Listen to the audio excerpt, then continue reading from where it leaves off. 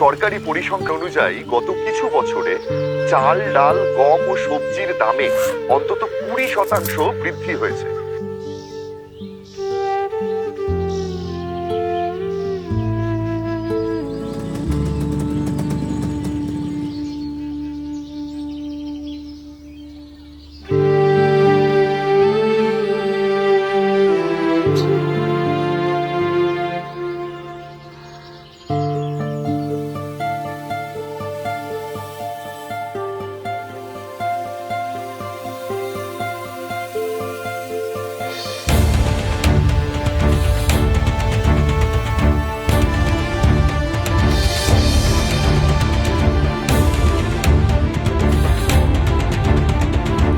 লক্ষ্মীর ভান্ডার করছে বাংলার নারীদের অধিকার অর্জন। জোড়া ফুলে ভোট দিয়ে হোক বাংলা বিরোধীদের বিসর্জন।